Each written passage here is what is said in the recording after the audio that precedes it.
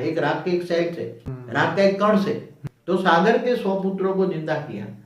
अब जैसे एक बात बताऊं कि जैसे गौतम ऋषि की जो पत्नी को श्राप दिया था, उसको वो अहल्या से शल्या बन गई, पत्थर बन गई। हाँ, पत्थर बन और राम ने उसको पैर रखते ही वो पत्थर से अहल्या बन गई, शल्या से अहल्या बन गई। शल्या बना पत्थर। पहले किसी को श्राप देते, जा तू पत्थर बन जा, तू कौवा बन जा, चिड़िया बन जा।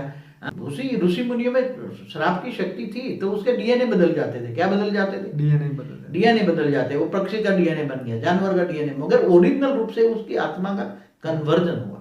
तो वो सब बहुत गहरा सब्जेक्ट है। ये सभी समझने के लिए तुम्हें आत्मा से तुम्हारा मन बुद्धि संस्कार, संस्कार से तुम्हारा कारण शरीर से डीएनए बनता है। ये सब बहुत गहरा सब्जेक्ट है। उसको समझने के लिए बहुत तपस्या करनी पड़ेगी। इतने कोई आसान चीज नहीं है। एक डीएनए साइंस जो ढूंढ रहे हैं, साइंस जो कह रहे हैं वो थूल रूप से कह रहे हैं। साइंस के साधन थूल है।